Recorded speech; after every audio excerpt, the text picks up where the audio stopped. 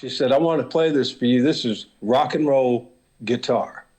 And I said, okay. She was my big sister, and I trusted everything she said. And it was Stranglehold. It was Ted Nugent. Okay. And I just sat there, and I was fixated. I was like, this is fucking awesome. And then I thought it would never end, and I didn't want it to. It was really cool.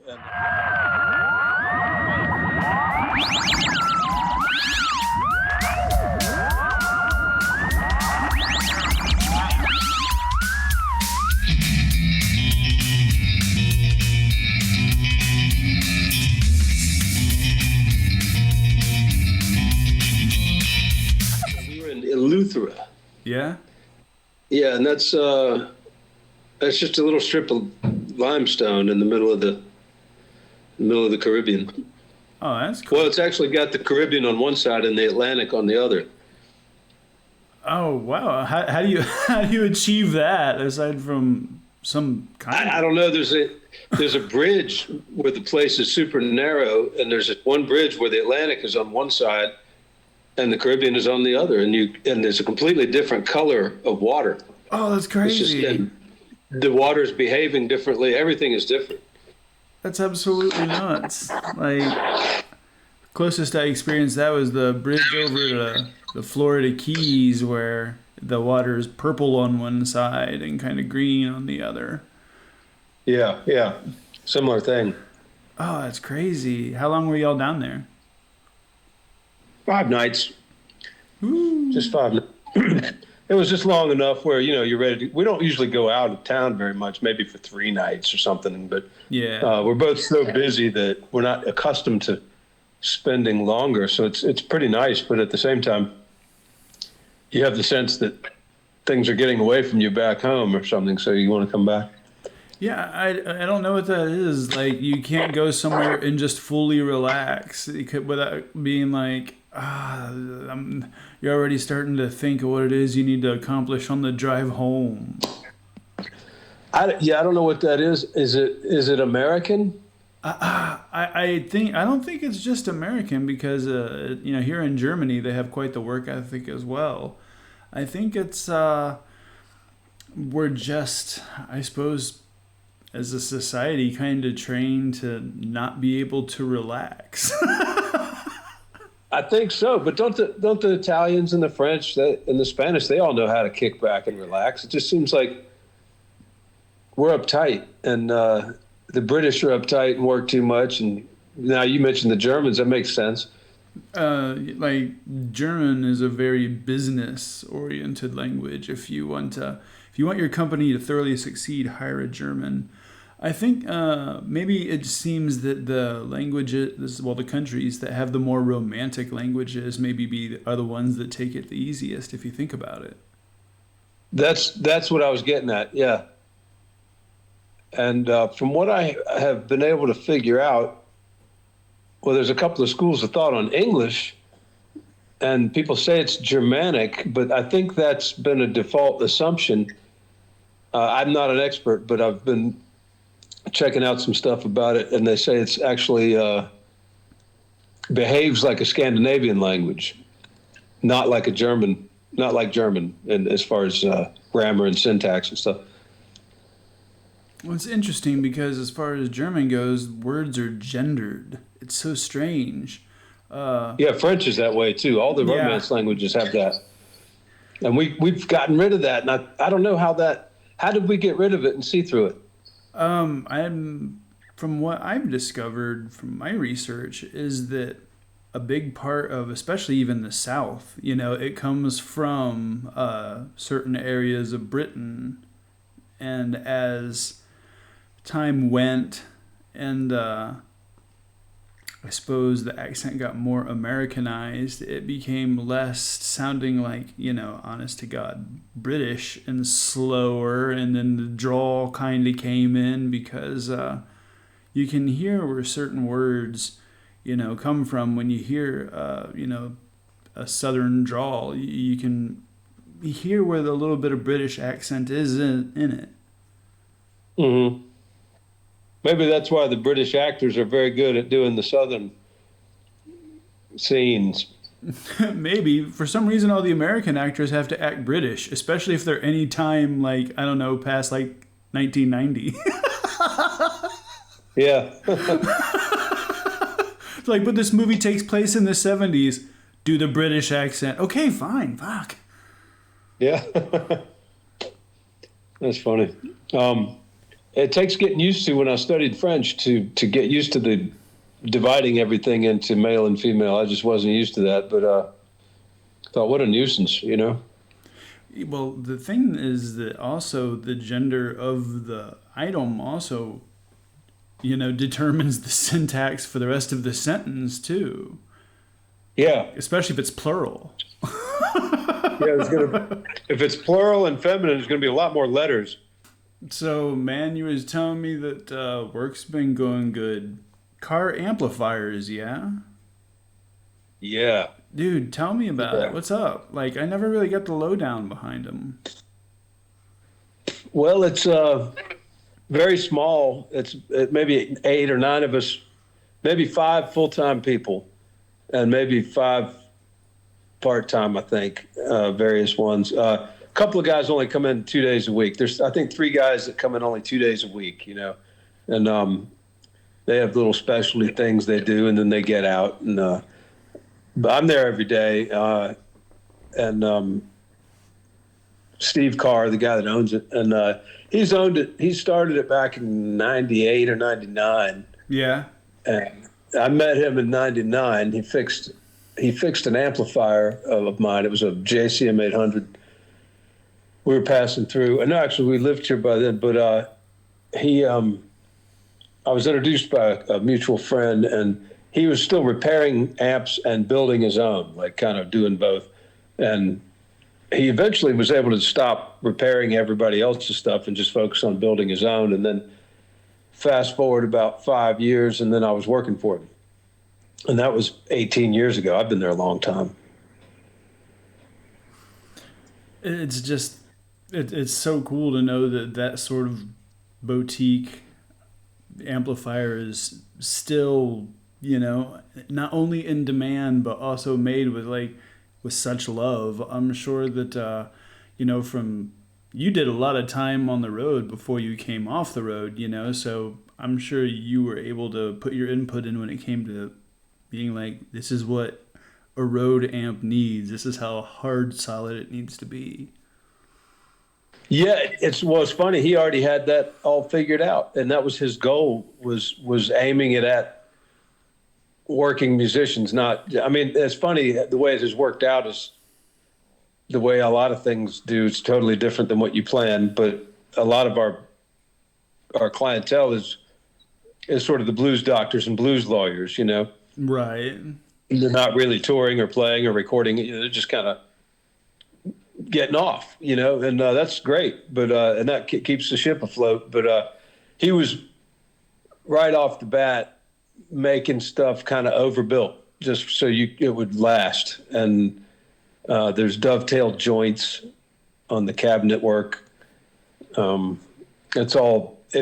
Recently we switched to a multi-ply. I can't remember how many plywood, but we were doing white pine and yellow pine for years, all North Carolina pine.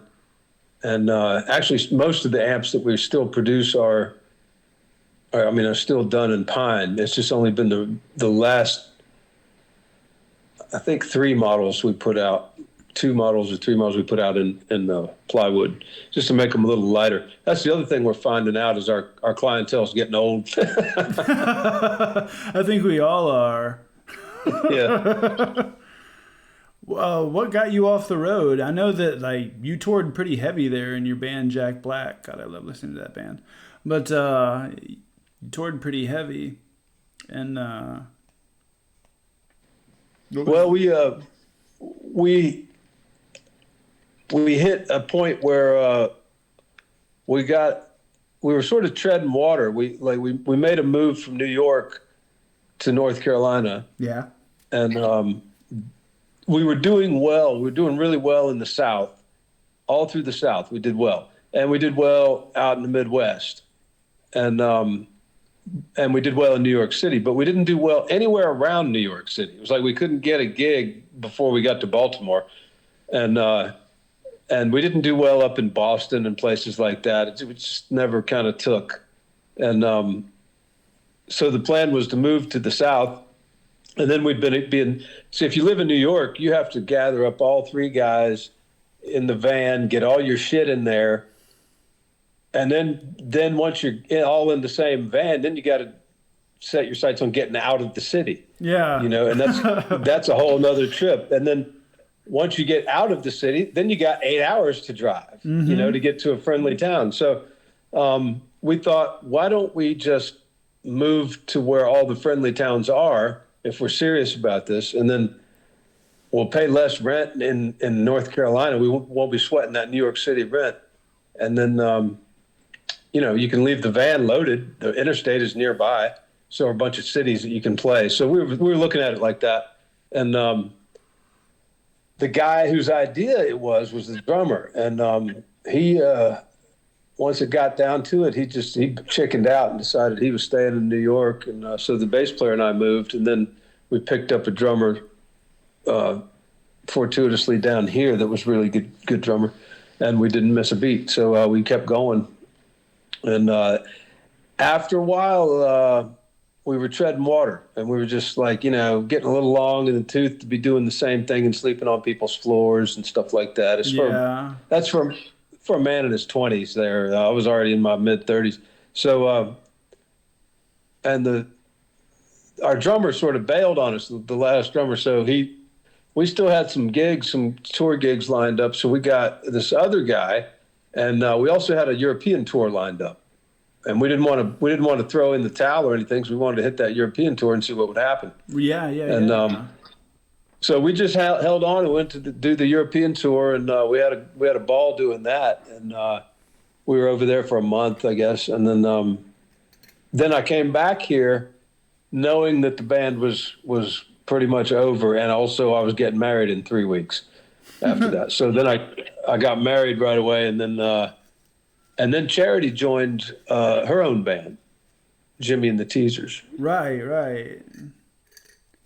And I remember, God, first Heavy Rebel I went to, I mean, obviously we have to cover that. The first Heavy Rebel I went to, I remember seeing Jimmy and the Teasers and just being like, this band they look like they're having so much fun. And that was first off, I have to say, thanks for creating Heavy Rebel. There's been Rhodes Diablo on here. There's been Natalie Mustang. There's been a couple other cats that just, you know, they were like, when are you gonna get Dave on there? Because, you know, we so much of us got a chance to see so much stuff and to get to play in front of such good people because of that festival, and thank you so much. What lightning hit your brain to make you be like, I need to do this? It was at the time when my band, like I said, I'd just gotten back from Europe in November 1st or something, and I was married November 24th. That's my birthday. All right, cool. And then we immediately, you know, you're in the holidays and all that. And then, so the holidays had cleared out. And then I think I was on the verge of, I'd just done Elvisfest. It was January. It's one of the first Elvisfests. Yeah, Elvisfest. Or the second one. And Sleazefest came before Heavy Rebel, right? Yeah.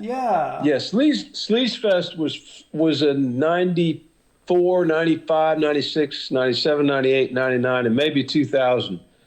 And Jack Black played Sleazefests 96, 7, 8, and 9, I think. And or maybe 7, 8, 9, I can't remember. But we played 3 or 4 of them. And but watching the condensing of bands and of music and of the mixing of styles was really nice. You know, the way that they put it together, it didn't seem to pay any attention to all those lines in the sand Yeah. that don't matter because they're not in your record collection. It's all mixed together, you know. Mm-hmm. But so I just okay. I didn't have the idea. We had just come off of Elvisfest, and Charity had just joined Jimmy and the Teasers, and I think this was February of 2001. Yeah.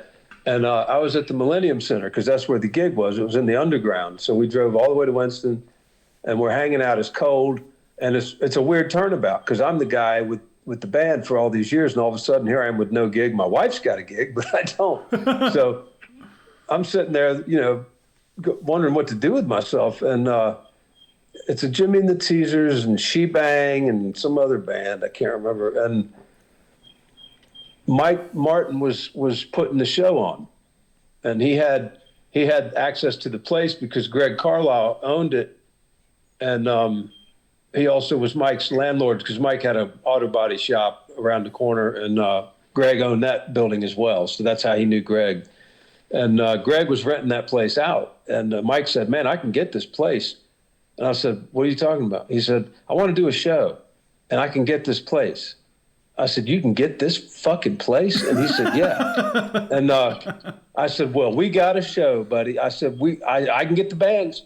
And he said, I said, "Well, I'll tell you what, we got to hang it on something. If we're going to do it this year, we got to hang it on something. Let's hang it on the 4th of July. Let's make it American as hell. Let's call it Heavy Rebel Weekend, or I said, I got another one in my hip pocket. We could call it Thunderball, you know, which I liked, you know, but I figured that would get shortened to T-ball and it would sound stupid. But yeah, or people think of a James Bond movie. Yeah, which I thought was cool. I like that song. But it was Heavy Rebel. So it was okay, 4th of July, Heavy Rebel. We're not going to have any Confederate imagery.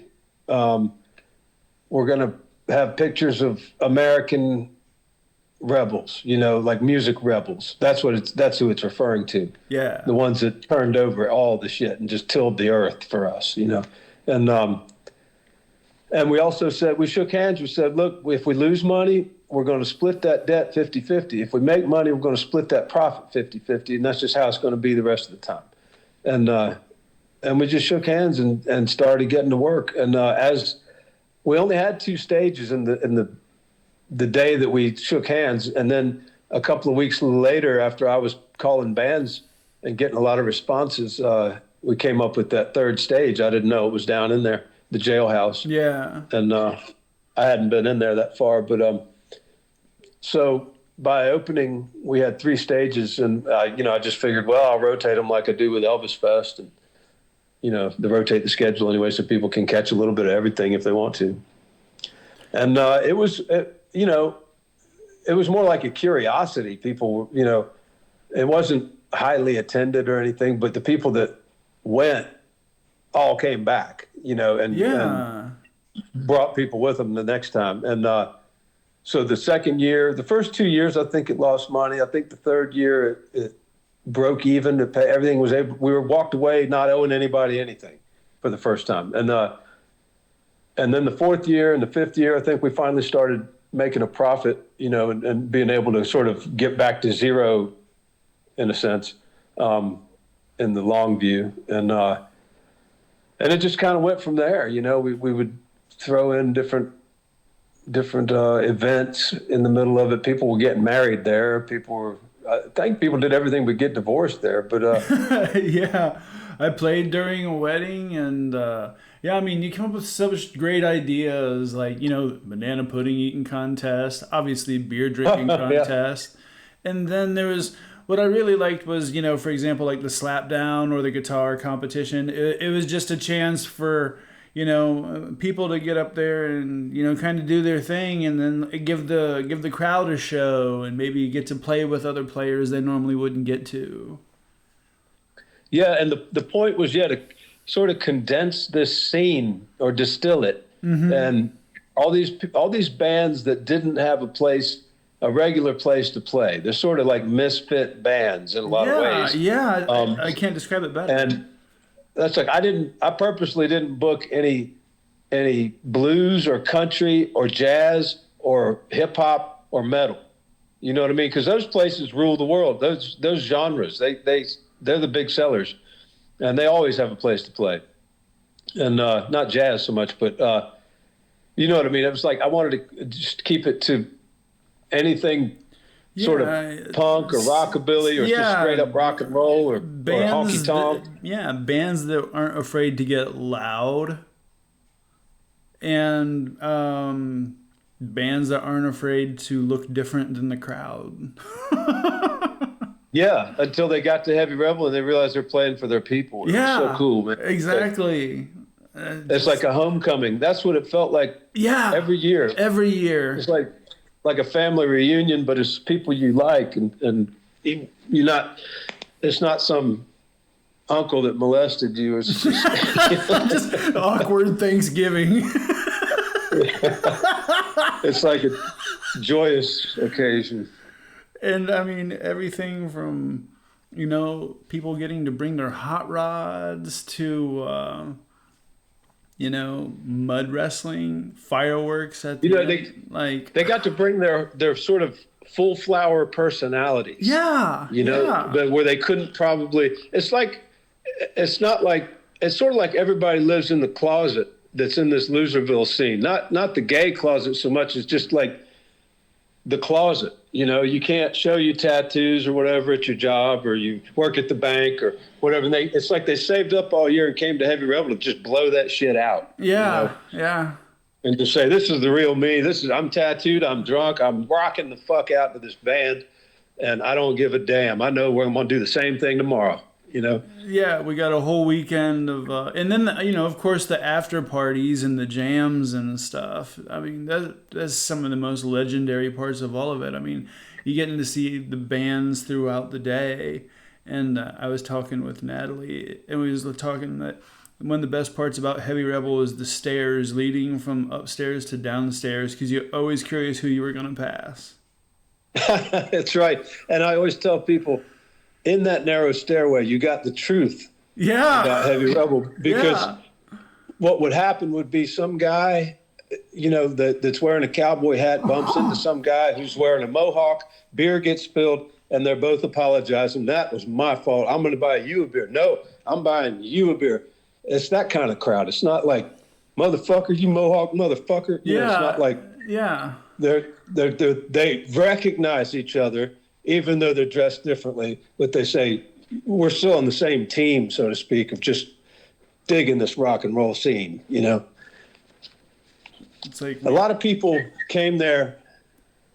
We never had fights, really. It wasn't that kind of a thing. Some places, events, somebody's always fighting, It's not really happening until somebody starts to fight, But with Heavy Rebel, it was sort of self-policing. Yeah. Once in a while, some people from another town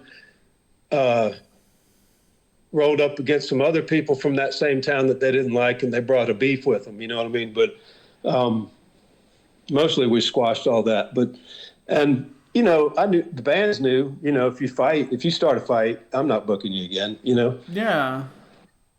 So they had a stake in it, and they all wanted to come back for the most part. I mean, the money wasn't good, but we never had sponsors, so it was kind of tough to. One thing that you might say that the money wasn't good, but you made sure that the bands got paid. That was a thing. Nobody was trying to have to hunt you down. Like, you were there, you made sure that the bands got taken care of. And, you'd try to comp them beers and, as much as you possibly could. Yeah, and in Greg's world, he had the beer strings, but yeah, he would hook us up with a little bit of just enough of a deal every year where we could hook up the bands, so it was like, all right, cool. That's all we cared about. I don't even drink, so I didn't want it, but it was a hell of a party every year, man. And it's it got the last year though, it was we had an unfortunate incident where a bunch of equipment got stolen. No. On Saturday night. Yeah, this was back in 2019. This is the last full Heavy Rebel we did. And we came in Sunday morning, and the main soundboard desk was gone. What? Somebody stole the whole desk. Yeah, 2 desks were gone and some other shit.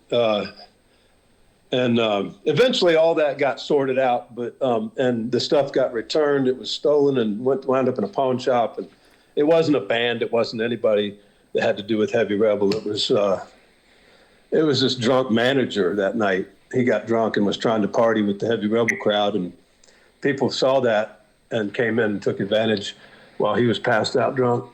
So anyway, I don't dwell on that, but that sort of put a damper on things because we wound up owing money for that equipment. And, Yeah. So we, and then within, I guess 7 or 8 months, by that March, everything was shut down. Mm-hmm. And so, it made no sense to try and do it. And then 21, it didn't make any sense. And 22. And then again, this year, it's like, people are you going to do it? No, man, you can't get a running start at anything because everything keeps changing.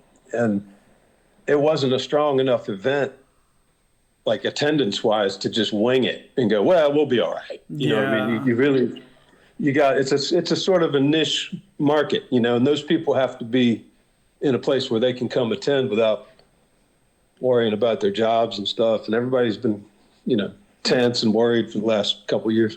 Yeah, I totally get it. I think that we got to experience it when it was really good, and there's no point in it's like no need to make a 7th Indiana Jones movie. You know what I mean? Like, yeah, I'm right there with you. I'm like, I don't want Led Zeppelin to get together. I really don't. I love them too much to want to see that. Yeah, you know what I mean? Yeah. It's like it's just It's like I was in Atlanta. We were on tour one time in '97, and Link Ray was at the Star Bar, and we were at the yacht club around the corner or something. And I didn't want to go because I love him too much, and I didn't want to be disappointed. But then later, a couple of years later, we got the gig opening for him in Atlanta, and man, it was so awesome. I mean, I got to meet him, and he hugged us, and he was great. He was awesome, and I was so glad. But I was afraid, I was afraid to see my heroes decrepit and unable to deliver it. But he delivered everything. Holy shit! He brought it right to the end. I mean, shit. He really did. I mean, shit, you did too. I mean, you still do. I love watching you play. I fucking remember when I drove 90 miles per hour in one day down to Sub for a gig for you. Yeah, man, you were still in the Navy. Yeah. That was crazy. I had the day off, and he was like, "Man, my bass player didn't show up," and I'm like, "How far away are you?" It was a birthday party for a friend of mine. And I was like, well, shit, no bass player. You're like, if I can see your hands, I can probably cover all that. I'm like, all right. And you did. Yeah, we that was a great version of Caravan. Oh yeah. Yeah, we do that now in my Snake River Canyon band. We do that song. Yeah, I did that with the Stompers when we were together doing that stuff too. You were learning swing guitar there for a hot minute. You still doing that? Not really. I would like somebody.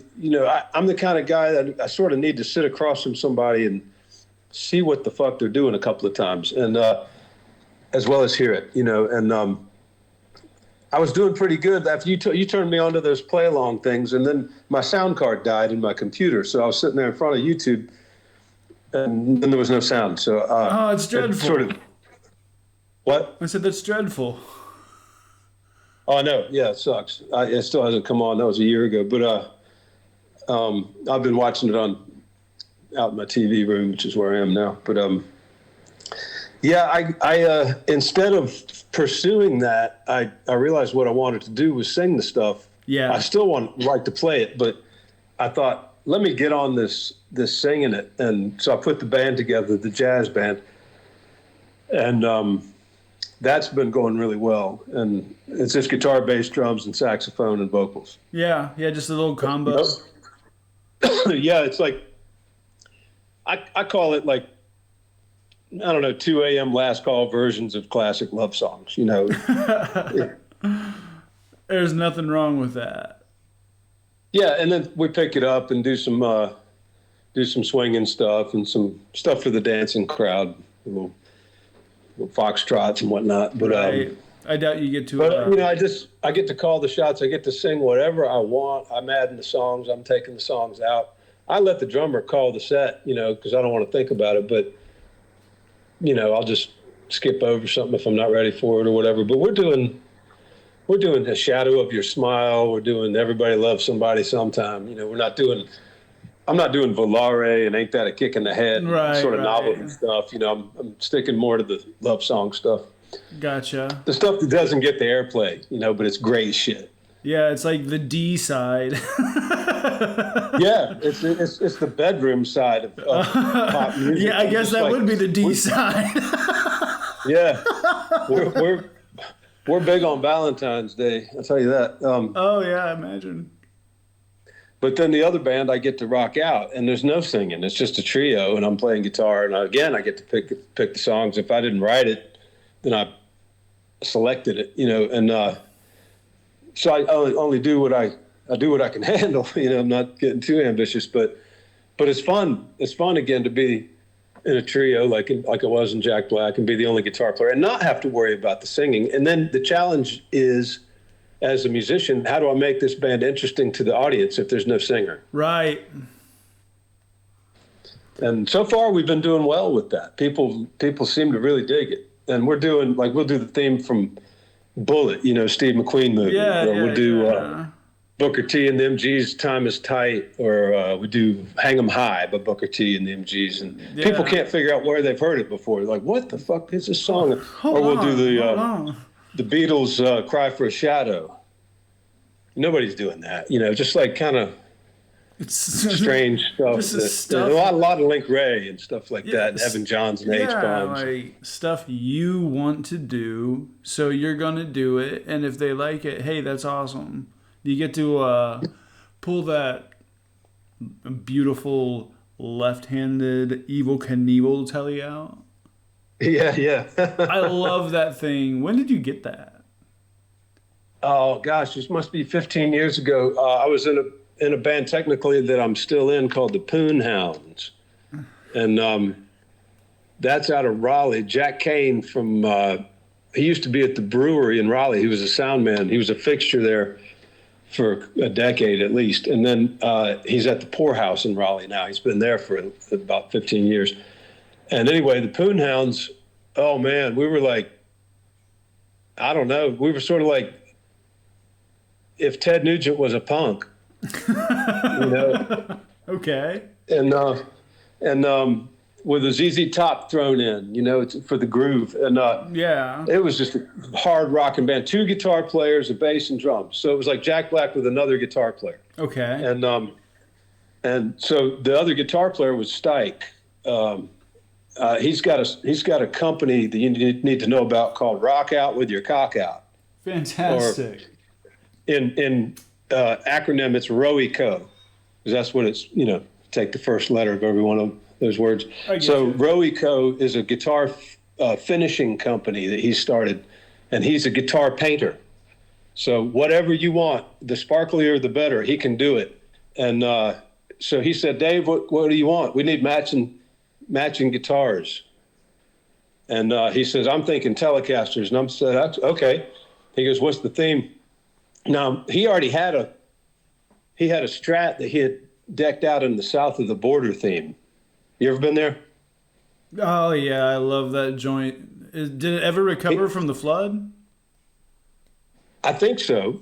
But he had put the Pedro character on this thing. He painted it black. Yeah. He had You Never Sausage a Guitar Sausage. You know, that's amazing. Those stupid billboards they had. Yeah, and the yeah. fret markers, instead of dots, they were I-95 shields, you know, like the highway. Oh, wow. And so he knew what he was doing. And I said, man, what we need is a couple of matching Evil Knievel Telecasters. And he's like, fuck, yeah, that's great. And he's right-handed and I'm left-handed. So they were pointing the opposite way so it could look really cool, you know. And so he said, "How do you want it?" I said, "I want 3 P90s with chrome covers and a ebony fretboard." And he said, "All right, you got it." And then he made his. I think he did a single mini humbucker or something in his, but otherwise they were identical.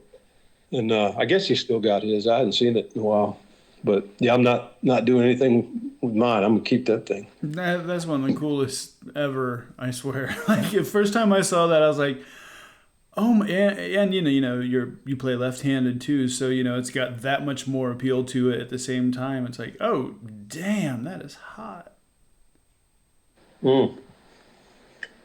And I just bought an amp, a CARR amp. Funny enough, I worked there, but I bought a Telstar. Mm-hmm. And that's one that's been out for about 5 years, but I just couldn't take it anymore. I had to have one, and it feels indulgent because I've got probably 5 amps now, but you know how it is. Oh, yeah, I know how it is. What was the stuff that really turned you on when you first picked up the guitar? Funny enough, I've already mentioned him. I was living in Okinawa.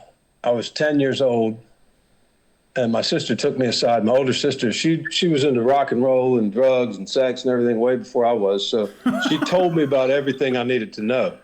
And she sort of blazed the trail and everything. And so she took me aside and had this little tabletop recorder, and she said, "I want to play this for you. This is rock and roll guitar."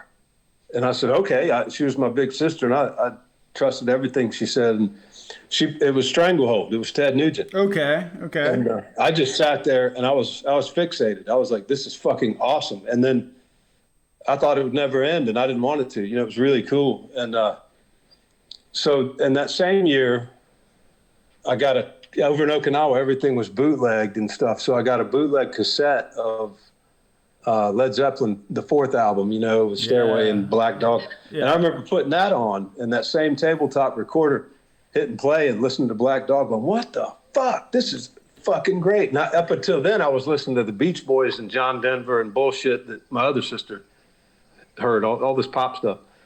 But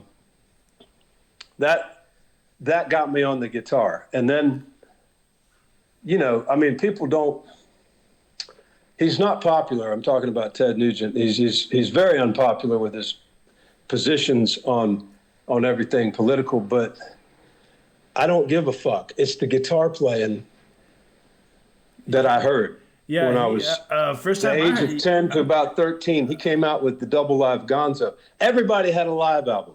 Skinner had a live. We had them all. My older sister had them all. And we listened to Frampton. We listened to Skinner. We listened to Zeppelin. We listened to Ted Nugent. And that Ted Nugent shit, I tell you, man, we had been through so much family shit up until that point that I was, I guess, just supremely fucking angry. Yeah. And when I heard his guitar playing, I recognized that he was supremely fucking angry too. Uh-huh. And I was like, I can do something with this. Wasn't thinking that clearly, you know, but right, I knew I wanted to play the guitar. I knew that was where it was for me. Yeah. And before that, it was like 6th grade. We're back in the States. Time to join band. What are you playing? Well, you can't play guitar, so I played alto sax.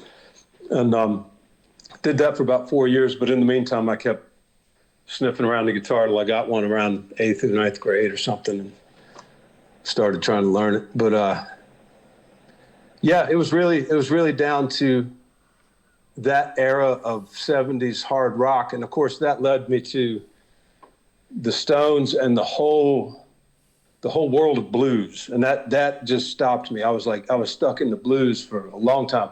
Just like I was in a library, you know, and I just listening to them, recording them all in my head, just going, okay, that's what Mississippi John Hurt sounds like. That's what Hank Snow sounds like when you get in the country and stuff. So, because it all led me to the rockabilly, the country. Right. I felt like I wasn't happy till I knew all of it, you know. And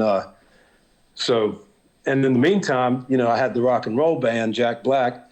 Before that, I had a rockabilly band. After that, I was in a honky tonk band. After that, I was in a Elvis Johnny Cash style no drums band called the Swang Brothers for about 10 years.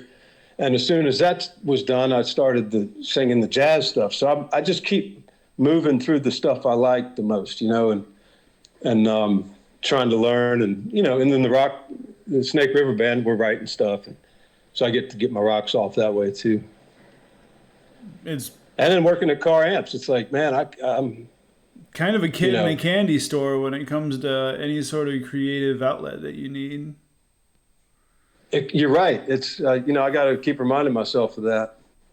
I know I got a great job, man. I've never the day I got hired was October 4th, 2004. I'll never forget it. And I couldn't believe it. I was like, this is so awesome. I'm never leaving this place. And Steve was saying, I'm kind of looking for somebody for about, thinking 5 years. I was like, hey, not a problem. now it's 18 years. Apparently something's going right. Mm-hmm. And you have a beautiful family. Thank you. Yes, that is I'm very lucky on that count. My wife worked for a state-run organization that kept care for. They had different houses around, monitored by the state that were resident houses for people who were just messed up, like autistic or blind or both, or all kinds of permutations of handicap. Yeah, people need living assistance kind of thing. She was so in that world when I met her, and I kind of got to know some of these kids and adults and stuff, that when we started having kids, when she got pregnant, I was like, well, I already know what's going to happen. She's so ready, like trained and all that. We're going to get a challenged kid of some kind. You know what I mean? I was just ready. I was readying myself for it because I thought, well, that's cool. If anybody can handle it, we can. And then that didn't happen. We got a perfect kid, and then we got another perfect kid, and I felt kind of guilty. But I also blessed as hell, man. I mean, my kids are really cool. One of them is playing the drums in a rock band. She's got a talent show next week, and she's in a band called, let me think of the name. Hold on, the Pathogens. And that's when you're a good supportive dad, is because your kid's band name. And she's playing drums in that, and she can play. And at school in the marching band, she plays trombone and bass trombone. And she just recently, her sister plays clarinet. She's in the 7th grade. And so I got her sister an alto sax thinking she might like that. That's what I started with.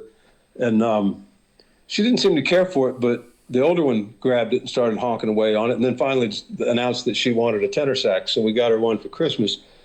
So she plays drums, trombone, and tenor sax. The younger one is left-handed, so she plays my guitars and her own guitar and clarinet. I told her, you have to play the guitar or you have to live somewhere else. You have to be able She's already got all the guitars. She doesn't have to spend a dime on gear, Oh, yeah. I mean, she's got everything she could ever want. Good thing she's left-handed. She'll get the Knievel caster, Oh, man. That's so cool. Dave, thank you so much for coming on, man. This has been a pleasure. Me too. And if you ever want to do it again or any other sort of slant, and we can do video if you want, whatever. It'd be fun. I got some plans in the future for some things, and it's good to know that you'd be on board. Totally. Yeah. Say hello. All right, brother. Yeah, say hello to Charity and the kids, and thanks for your time. It's been great. Hey, thanks for doing what you're doing. It's really important that you keep doing this. Well, there's a lot of really cool people with a lot of really cool stuff to say. Exactly. And you're a good guy for pulling it out of them. It's good. It's just a cheap excuse to talk to interesting people. It's all in how you frame it. I guess so. Take care of yourself, Dave. All right, Skip. See you, man. See you, buddy. All right. That'll be all for today. Remember, peace, love throughout the world, and don't forget to rock and roll.